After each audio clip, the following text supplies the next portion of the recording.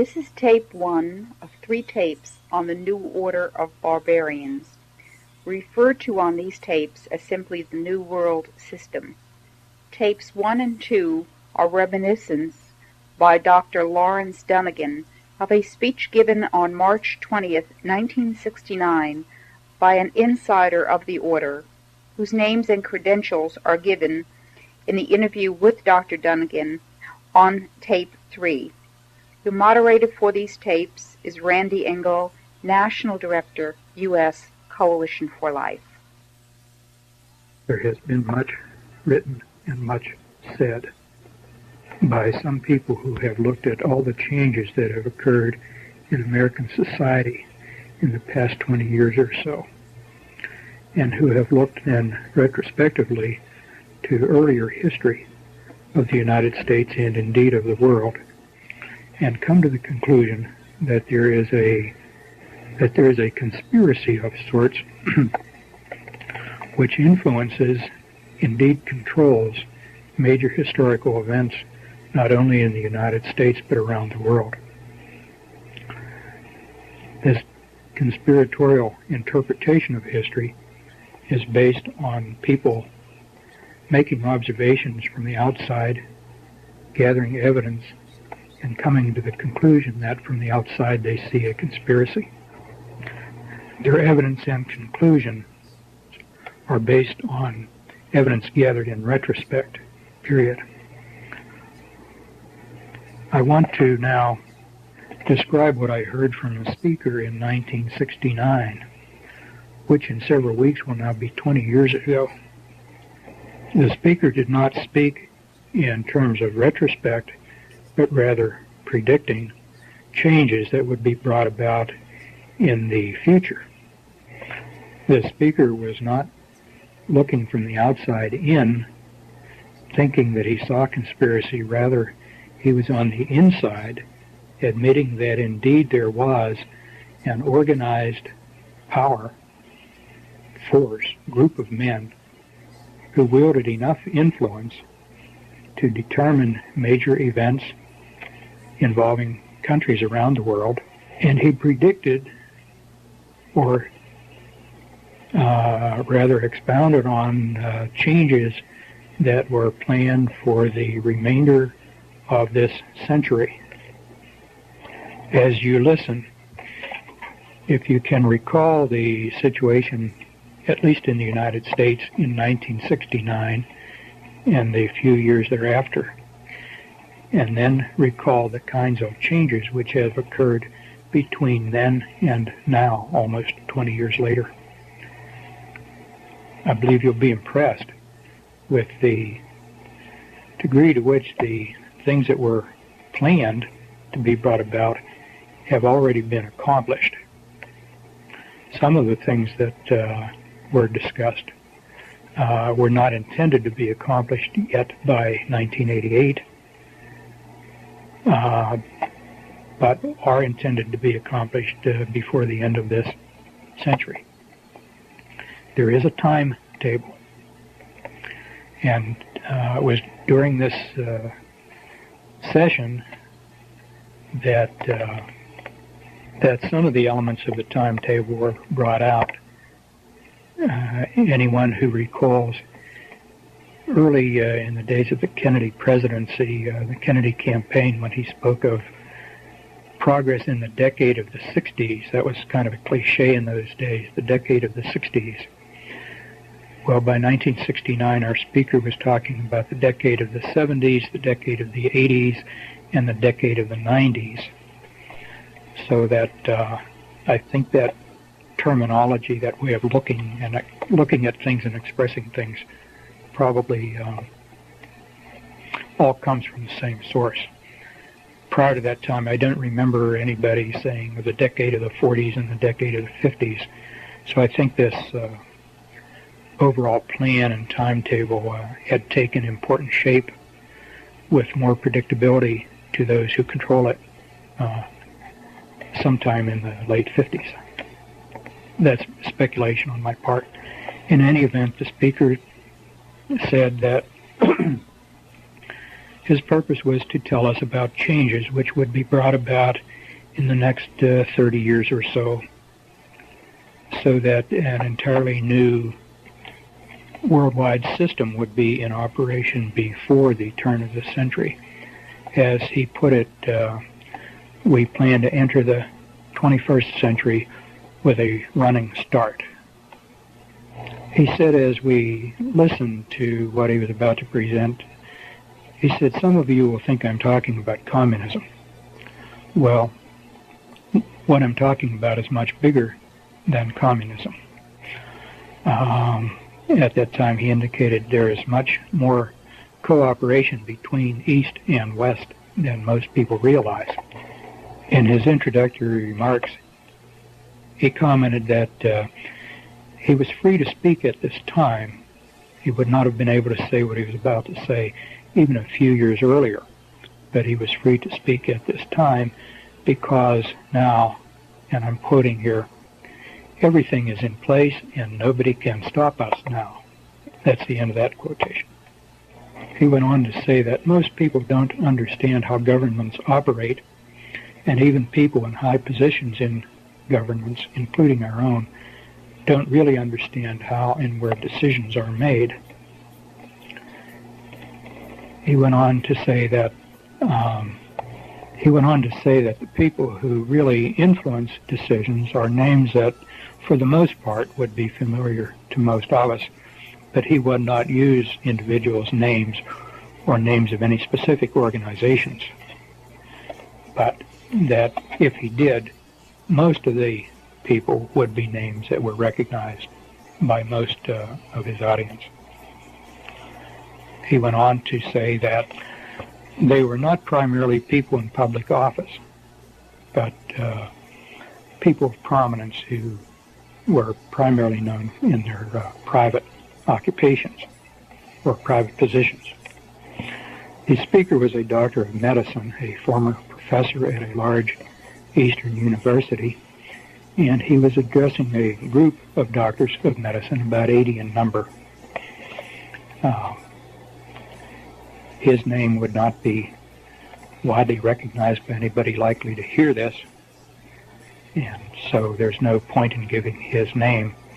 The only purpose in recording this is that it may give a perspective to those who hear it regarding the changes which have already been accomplished in the past 20 years or so, and a bit of a preview to what at least some people are planning for the remainder of this century, so that we, or they, would enter the 21st century with a flying start.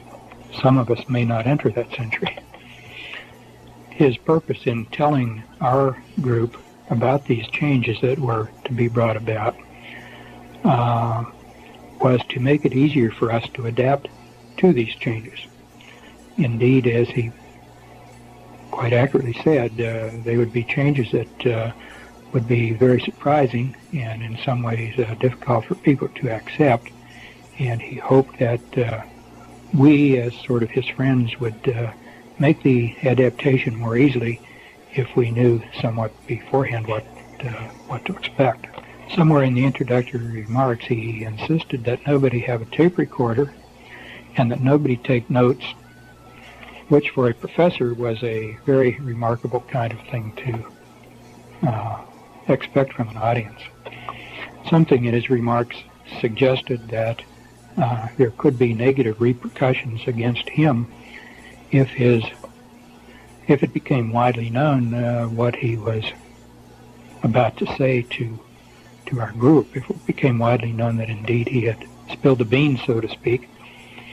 When I first heard that, I thought maybe that was sort of an ego trip, somebody enhancing his own importance. But as the revelations unfolded, I began to understand why he might have had some concern about not having it widely known what was said, although this was a fairly public forum where he was speaking. Remarks were delivered, but nonetheless he asked that no notes be taken, no tape recorder be used, suggesting there might be some personal danger to himself if these revelations were widely publicized. Again, as the remarks began to unfold and some of the rather outrageous things that were said at that time, they certainly seemed outrageous, I made it a point to try to remember as much of what he said as I could, and during the subsequent weeks and months and years to connect my recollections to simple events around me, both to aid my memory for the future in case I wanted to do what I'm doing now, record this, and also to try to maintain a perspective on what would be developing if indeed it followed the predicted pattern, which it has. At this point, so that I don't forget to include it later, I'll just include some statements that were made from time to time throughout the presentation, just having a general bearing on the whole presentation. One of the statements was having to do with change. People get used, the statement was, people will have to get used to the idea of change. So used to change that they'll be expecting change. Nothing will be permanent.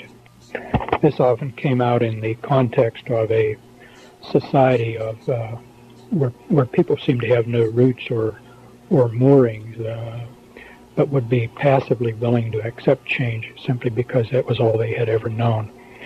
This was sort of in contrast to generations of people up until this time, where certain things you expect to be and remain in place as reference points for your life. So change was to be brought about, change was to be anticipated and expected and accepted, no questions asked. Another comment that was made from time to time during the presentation was, people are too trusting. People don't ask the right questions. Sometimes being too trusting was equated with being too dumb. But sometimes when he would say that and say people don't ask the right questions, it was almost with a sense of regret, as if he were uneasy with what he was a part of and wished that people would challenge it and maybe not be so trusting. Another comment that was repeated from time to time,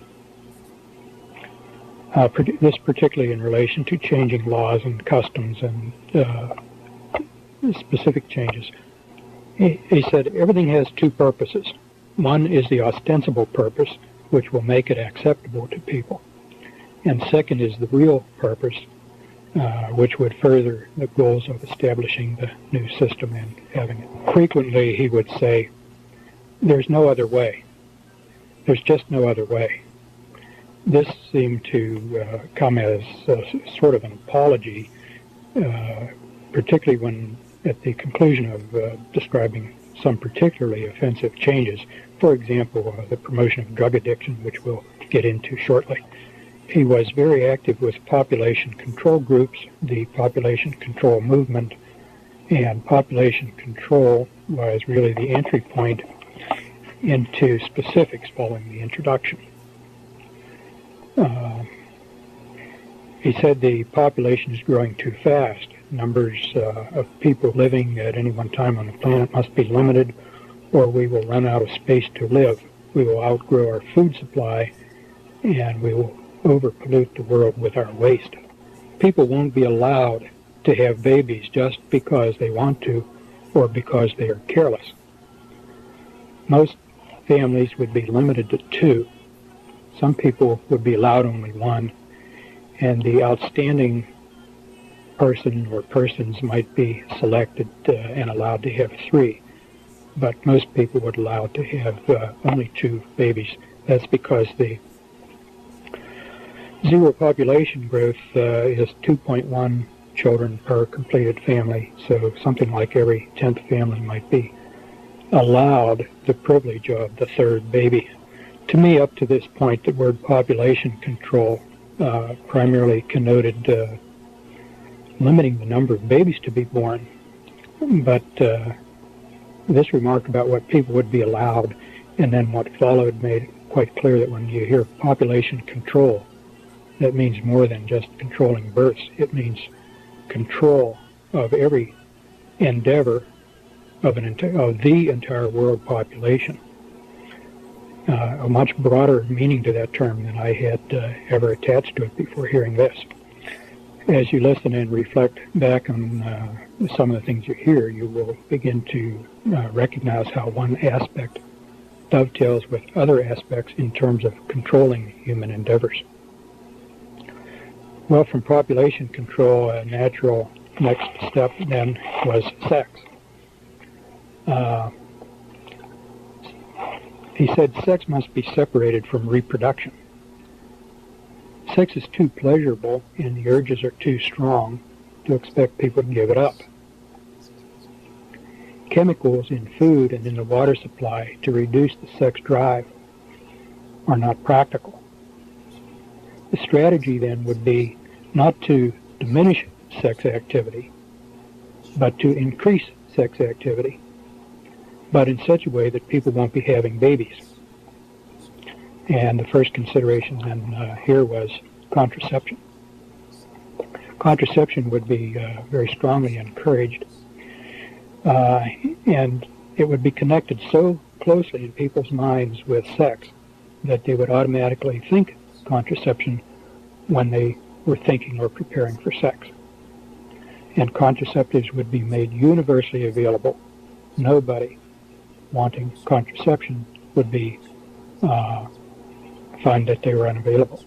Contraceptives would be displayed much more prominently in drugstores and right up with the cigarettes and the chewing gum out in the open rather than hidden under the counter where people would have to ask for them and maybe be embarrassed. This kind of openness was a way of suggesting that contraceptives are just as much a part of life as any other item sold in the store. And contraceptives would be advertised. And contraceptives would be dispensed in the schools in association with sex education. The sex education was to get kids interested early, making the connection between sex and the need for contraception early in their lives, even before they became very active. At this point, I was recalling some of my teachers, particularly in high school, and found it totally unbelievable to think of them agreeing to, much less participating in distributing contraceptives to students. But that only reflected my lack of understanding of how these people operate. That was before the school-based clinic programs got started. Many cities in the United States by this time have already set up school-based clinics, which are primarily contraception, birth control, population control clinics. The idea then is that the connection between sex and contraception introduced and reinforced in school would carry over into marriage. Indeed, if young people, when they matured, decided to get married, marriage itself would be diminished in importance. He indicated some recognition that most people probably would want to be married, but that this certainly would not be any longer considered to be necessary for sexual activity. No surprise then that the next item was abortion, and this now back in 1969, 4 years before Roe v. Wade. He said abortion will no longer be a crime. Abortion would be accepted as normal and would be paid for by taxes for people who could not pay for their own abortions. Contraceptives would be made available by tax money so that nobody would have to do without contraceptives. If school sex programs would lead to more pregnancies in children, that was really seen as no problem. Parents who think they are opposed to abortion on moral or religious grounds will change their minds when it is their own child who is pregnant. So this will help overcome opposition to abortion. Before long, only a few diehards will still refuse to see abortion as acceptable, and they won't matter anymore. Homosexuality also was to be encouraged. People will be given permission to be homosexuals. That's the way it was stated. They won't have to hide it. And elderly people will be encouraged to continue to have active sex lives into their very old ages as long as they can. Everyone will be given permission to have sex to enjoy however they want. Anything goes. This is the way it was put. And I remember thinking how arrogant for this individual or whoever he represents to feel that they can give or withhold permission for people to do things.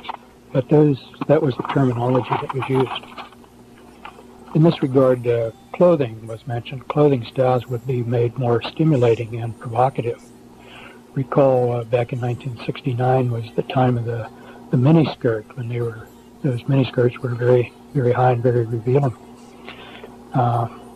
He said it's not just the amount of skin that is exposed that makes clothing sexually seductive, but other more subtle things are often more suggestive. Things like movement and the cut of clothing and the kind of fabric, the positioning of accessories on the clothing. If a woman has an attractive body, why should she not show it, was one of the statements. There was not detail on what was meant by provocative clothing, but since that time, if you watch the changes in clothing styles, blue jeans are cut in a way that they're much more tight-fitting through the crotch.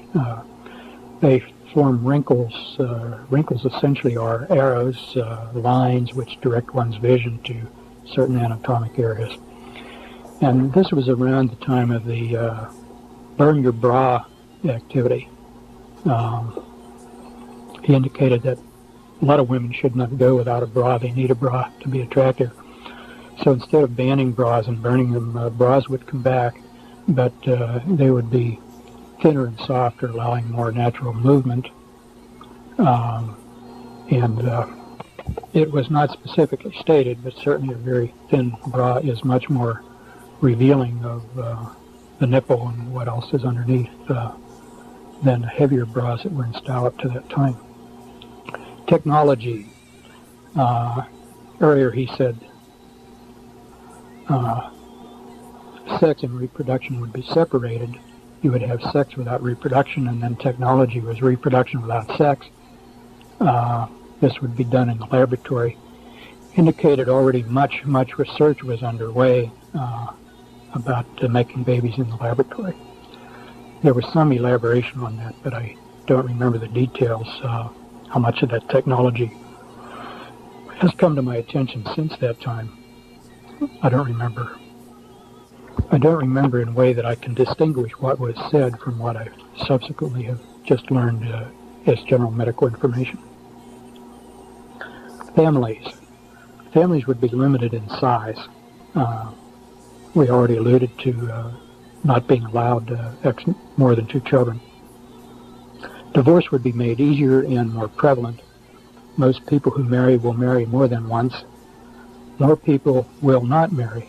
Unmarried people would stay in hotels and even live together. That would be very common. Nobody would even ask questions about it. It would be widely accepted as no different from married people being together. More women will work outside the home. More men will be transferred to other cities in their jobs. More men would travel in their work. Therefore, it would be harder for families to stay together. This would tend to make the marriage relationship less stable, and therefore tend to make people less willing to have babies. And the extended family would be smaller and more remote. Travel would be easier, less expensive for a while, so that people who did have to travel would feel that they could get back to their families, not that they were abruptly being made remote from their families.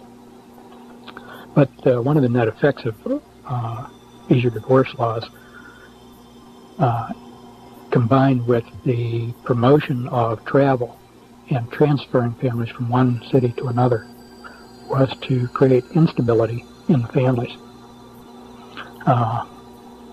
If both husband and wife are working and one partner gets transferred, the other one may not be easily transferred. So one either gives up his or her job and stays behind while the other leaves, or else gives up the job and risks not finding employment in the new location. Rather diabolical approach to this whole thing. Euthanasia. Everybody has a right to live only so long. The old are no longer useful. They become a burden. You should be ready to accept death. Most people are. An arbitrary age limit could be established. After all, you have a right to only so many steak dinners, so many orgasms, and so many good pleasures in life.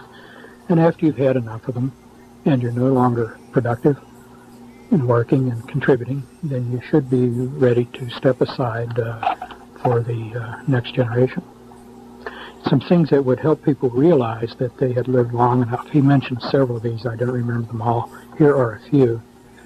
The use of very pale printing ink on forms that people necessary to fill out, so that older people wouldn't be able to read the pale ink as easily and would need to go to younger people for help. Automobile traffic patterns. There would be more high-speed traffic lanes, traffic patterns that older people with their slower reflexes would have trouble dealing with, and thus tend to lose some of their independence. Big item which was elaborated at some length was the cost of medical care would be made burdensomely high. Medical care would be connected very closely with one's work, but also would be made very, very high in cost, so that it would simply be unavailable to people beyond a certain time. And unless they had a remarkably rich supporting family, they would just have to do without care.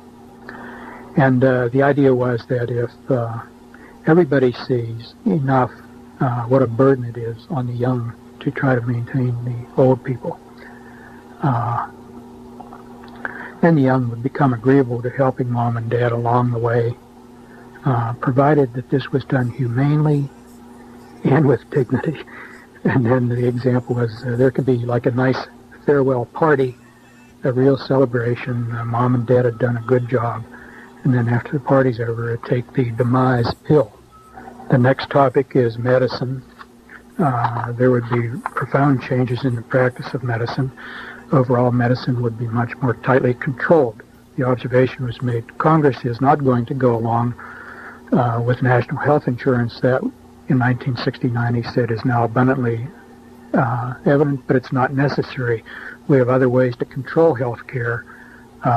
These will come about more gradually, but all health care delivery would come under tight control. Medical care would be closely connected to work. If you don't work or can't work, you won't have access to medical care.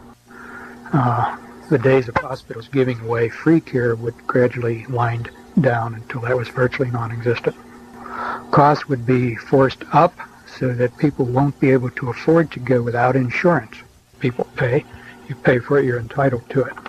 It was only subsequently that I began to realize the extent to which you would not be paying for it. Your medical care would be paid for by others, and therefore you would gratefully accept on bended knee what was offered to you as a privilege. Your role being responsible for your own care would be diminished. As an aside here, this is not something that was developed at that time. I didn't understand at the time, but as an aside, the way this works, everybody's made dependent on insurance. And if you don't have insurance and you pay directly, the cost of your care is enormous. The insurance company, however, paying for your care does not pay that same amount. If you are charged, say, $600 for the use of an operating room, the insurance company does not pay $600 on your part. They pay $300 or $400. And that differential in billing has the desired effect.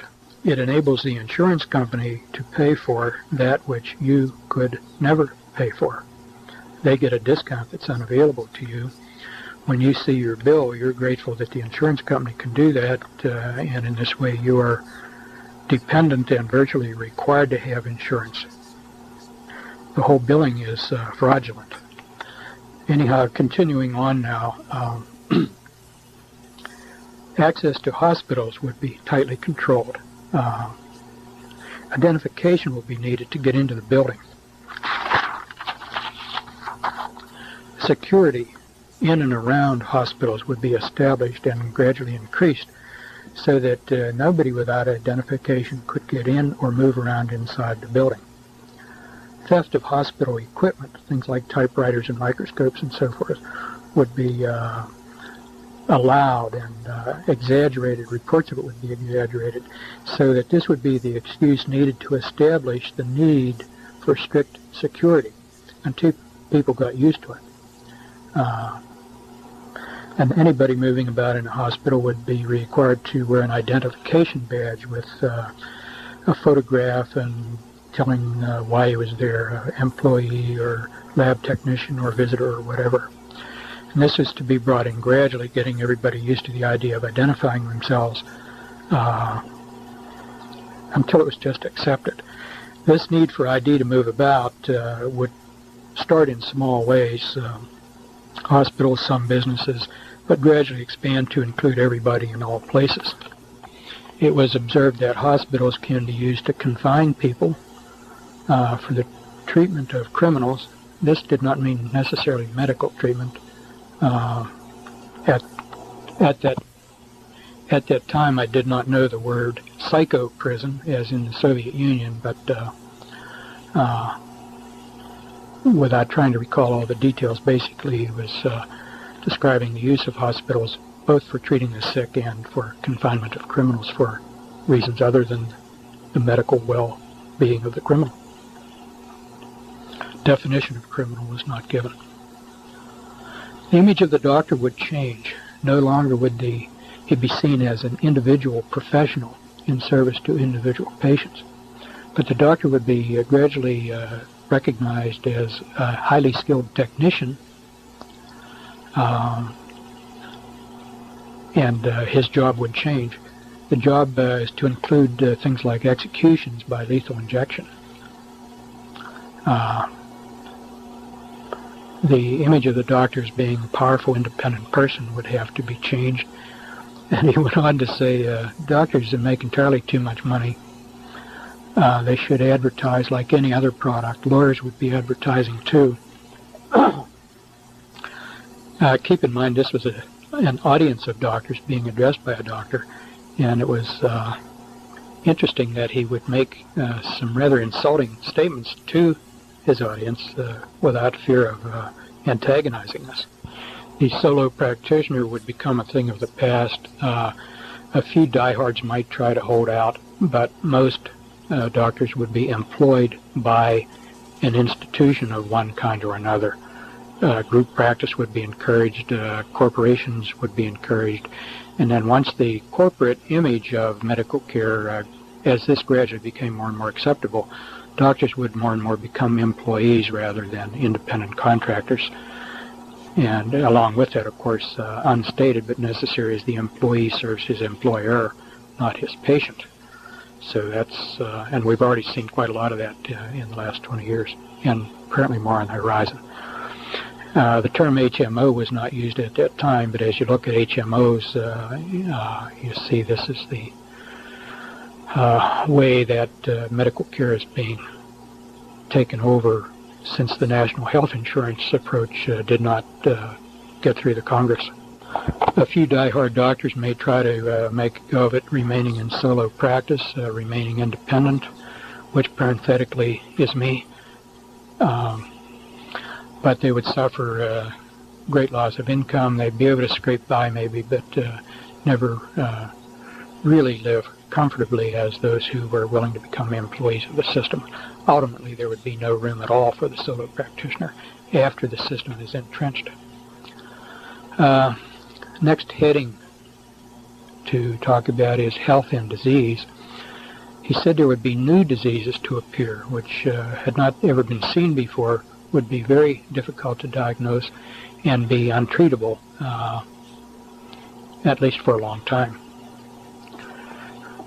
No elaboration was made on this, but I remember not long after hearing this presentation, when I had a puzzling diagnosis to make, I would be wondering, is this what he was talking about? Is this a case of what he was talking about? Some years later, as AIDS ultimately developed, I think AIDS was at least one example of what he was talking about. I now think that AIDS probably is a manufactured disease. Cancer. He said we can cure almost every cancer right now. Information is on file in the Rockefeller Institute if it's ever decided that it should be released. But consider, if people stop dying of cancer, how rapidly we would become overpopulated. You may as well die of cancer as something else. Efforts at cancer treatment would be geared more toward comfort than toward cure.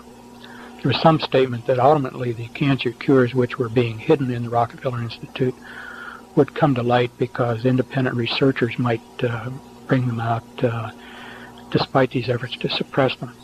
But at least for the time being, letting people die of cancer was a good thing to do because it would slow down the problem of overpopulation. Another very interesting thing was heart attacks. He said, there is now a way to simulate a real heart attack. It can be used as a means of assassination. Only a very skilled pathologist who knew exactly what to look for at an autopsy could distinguish this from the real thing. I thought that was a very surprising and shocking thing to hear from this particular man at that particular time. This and the business of the cancer cure really still stand out sharply in my memory because they were so shocking and at that time seemed to me out of character. He then went on to talk about nutrition and exercise, sort of in the same framework. People would have to eat right and exercise right to live as long as before. Most won't. This in the connection of nutrition, there was no specific statement that I can recall as to particular nutrients that would be either inadequate or in excess. In retrospect, I tend to think he meant high salt diets and high fat diets would predispose toward high blood pressure and premature arteriosclerotic heart disease, and that if people were too dumb or too lazy to exercise as they should, then their circulating fats would go up and predispose to disease. And he said something about diet information, about proper diet would be widely available, but most people, particularly stupid people who had no right to continue living anyway, they would ignore the advice and just go on and eat what was convenient and tasted good. There were some other unpleasant things said about food. I just can't recall what they were, but I do remember of having reflections about wanting to plant a garden in the backyard to get around whatever these contaminated foods would be. I regret I don't remember the details, the rest of this about nutrition and hazardous nutrition. With regard to exercise, he went on to say that more people would be exercising more, especially running, because everybody can run. You don't need any special equipment or place. You can run wherever you are. As he put it, people will be running all over the place. And in this vein, he pointed out how supply produces demand, and this was in reference to athletic clothing and equipment, as this would be made more widely available and glamorized, particularly as regards running shoes.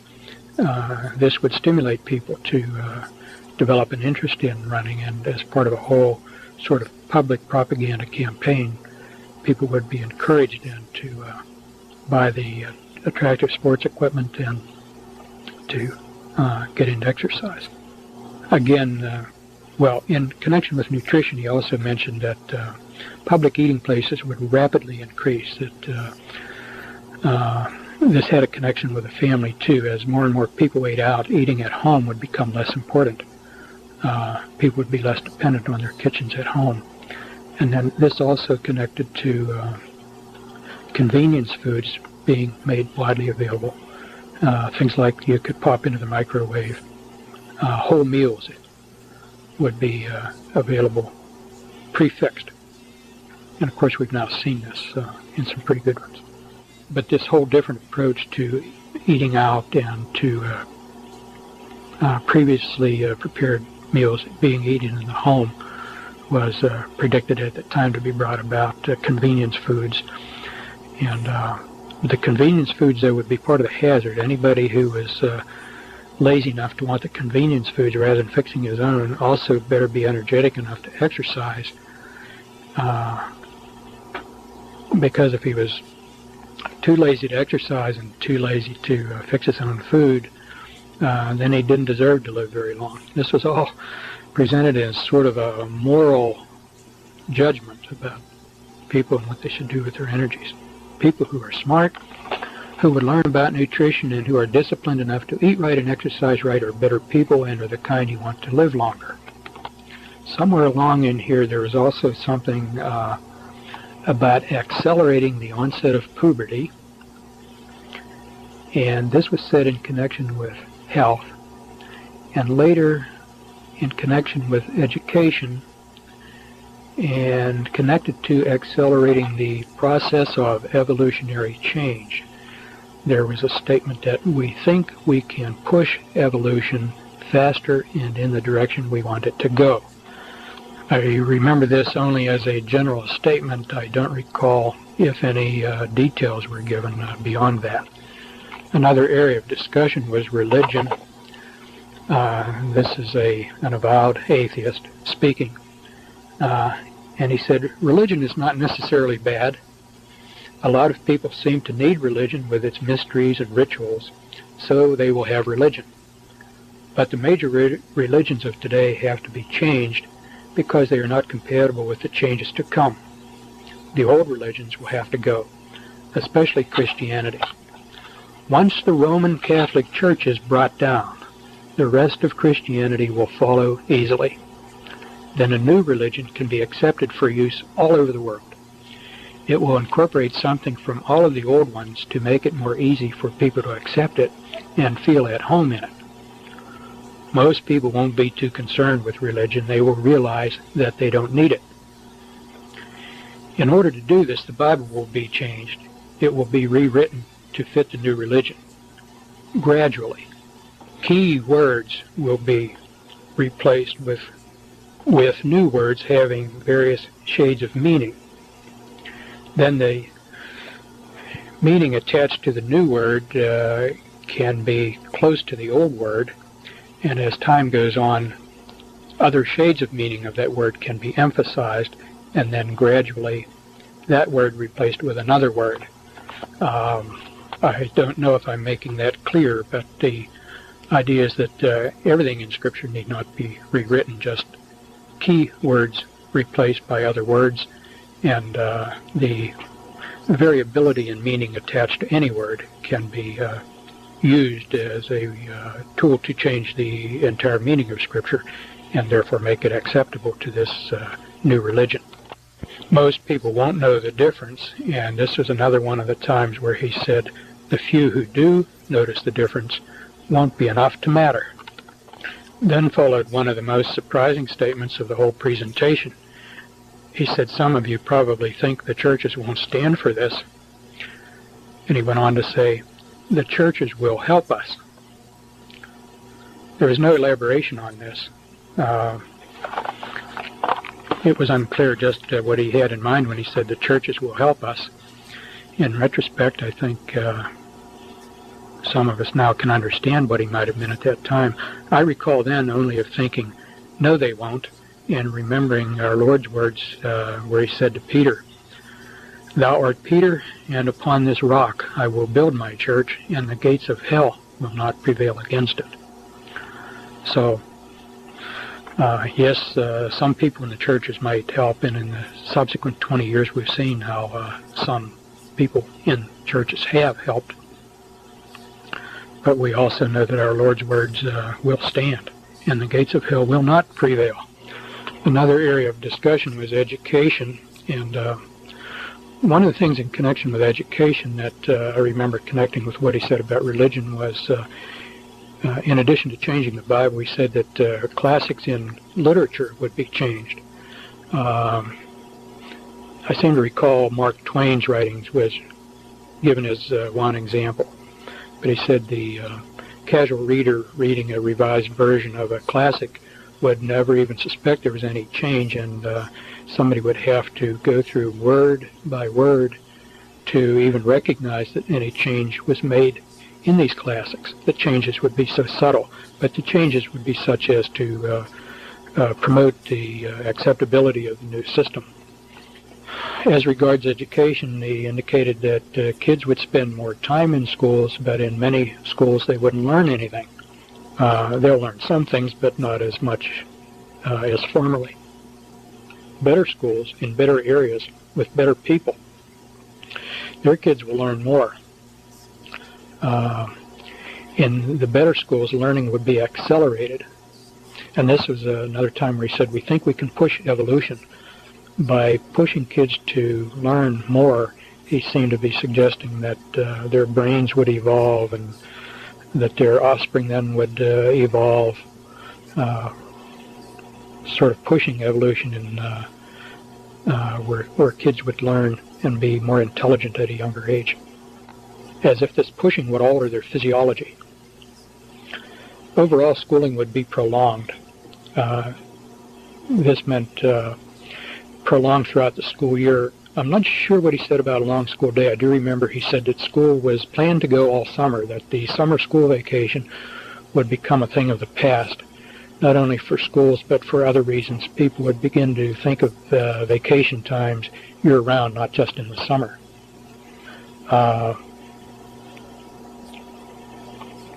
For most people, it would take longer to complete their education. To get what originally had been in a bachelor's program would now require advanced degrees and more schooling. So that a lot of school time would be just wasted time. Good schools would become more competitive. I inferred when he said that he was including all schools, elementary up through college, but I don't recall whether he said that. Students would have to decide at a younger age what they would want to study and get onto their track early if they would qualify. It would be harder to change to another field of study once you got started. Studies would be concentrated in much greater depth, but narrowed. You wouldn't have access to material in other fields outside your own area of study without approval. This seemed to be more where he talked about limited access to other fields. I seem to recall that as being more at the college level, high school and college level perhaps. People would be very specialized in their own area of expertise, but they won't be able to get a broad education and won't be able to understand what is going on overall. He was already talking about computers in education, and at that time he said anybody who wanted computer access or access to books that were not directly related to their field of study would have to have a very good reason for so doing, otherwise access would be denied. Another angle was that the schools would become more important in people's overall life. Kids, in addition to their academics, would have to get into school activities unless they wanted to feel completely out of it. But spontaneous activities among kids, the thing that came to my mind when I heard this was sandlot football and sandlot baseball teams that we worked up as kids growing up. I said to kids wanting any activities outside of school would be almost forced to get them through the school. There would be few opportunities outside. Now, the pressures of the accelerated academic program and accelerated demands where kids would feel they had to be part of something one or another athletic club or some school activity. These pressures he recognized would cause some students to burn out. He said the smartest ones will learn how to cope with the pressures and to survive. There will be some help available to students in handling stress, but the unfit won't be able to make it. They will then move on to other things.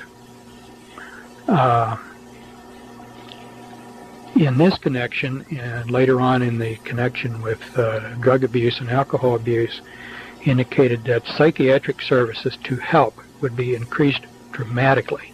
In all the pushing for achievement, it was recognized that many people would need help, and the people worth keeping around would be able to accept and benefit from that help and still be super achievers. Those who could not would fall by the wayside and therefore were sort of dispensable. Expendable, I guess is the word I want. Education would be lifelong. Adults would be going to school. There will always be new information that adults must have to keep up. When you can't keep up anymore, you're too old. This was another way of letting older people know that the time had come for them to move on and take the demise pill. If you got too tired to keep up with your education, you got too old to learn new information, then this was a signal you begin to prepare to get ready to step aside. In addition to revising the classics, which I alluded to a while ago with revising the Bible, he said some books would just disappear from libraries. This was in the vein that some books contain information or contain ideas that should not be kept around, and therefore those books would disappear. I don't remember exactly if he said how this was to be accomplished, but I seem to recall carrying away the idea that this would include thefts, that certain people would be designated to go to certain libraries and pick up certain books and just get rid of them. Not necessarily as a matter of policy, just simply steal it. Further down the line, not everybody will be allowed to own books, and some books nobody will be allowed to own. Another area of discussion was laws that would be changed. At that time, a lot of states had blue laws about Sunday sales and certain Sunday activities. They said the blue laws would all be repealed. Gambling laws would be repealed or relaxed so that gambling would be increased. Indicated then that governments would get into gambling. We've had a lot of state lotteries pop up around the country since then, and at the time we were already being told that would be the case. Why should all that gambling money be kept in private hands when the state could benefit from it, was the rationale behind it. But people should be able to gamble if they want to, so it would become a civil activity rather than a private or illegal activity. Bankruptcy laws would be changed. I don't remember the details, but just that they would be, and I know subsequent to that time they have been. Antitrust laws would be changed or be interpreted differently, or both. In connection with the changing antitrust laws, there was some statement that, in a sense, competition would be increased, but this would be increased competition within otherwise controlled circumstances. So it's not a free competition. I recall having the impression that it was like competition, but within members of a club. There would be nobody outside the club who would be able to compete. Sort of like teams competing within a professional sports league. If you're in the NFL or the American or National Baseball leagues, you compete within the league, but the league is all in agreement on what the rules of competition are. Not a really free competition. Drug use would be increased, alcohol abuse would be increased, and law enforcement efforts against drugs would be increased. On first hearing that, it sounded like a contradiction. Why increase drug abuse and simultaneously increase law enforcement against drug abuse? But the idea is that in part the increased availability of drugs would provide a sort of law of the jungle whereby the weak and the unfit would be selected out. There was a statement made at that time, before the earth was overpopulated, there was a law of the jungle where only the fittest survived. You had to be able to protect yourself against the elements and wild animals and disease, and if you were fit, you survived. But now that we've become so civilized, we're over-civilized, and the unfit are able to survive only at the expense of those who are more fit. And the abuse of drugs then would restore, in a certain sense, the law of the jungle and selection of the fittest for survival. News about drug abuse and law enforcement efforts would tend to keep drugs in the public consciousness and would also tend to reduce this unwarranted American complacency that the world is a safe place and a nice place. The same thing would happen with alcohol. Alcohol abuse would be both promoted and demoted at the same time. The vulnerable and the weak would respond to the promotions and therefore use and abuse more alcohol. Drunk driving would become more of a problem, and stricter rules about driving under the influence would be established so that more and more people would lose their privilege to drive. This also had connection with something we'll get to later about overall restrictions on travel. Not everybody should be free to travel the way they do now in the United States. People don't have a need to travel that way. It's a privilege, was kind of the high-handed way it was put. Again, much more in the way of psychological services would be made available to help those who got hooked on drugs and alcohol. The idea being that in order to promote this, drug and alcohol abuse to screen out some of the unfit, people who otherwise are pretty good also would be subject to getting hooked. And if they were really worth their salt, they would have enough sense to seek psychological counseling and to benefit from it. So this was presented as sort of a redeeming value on the part of the planners.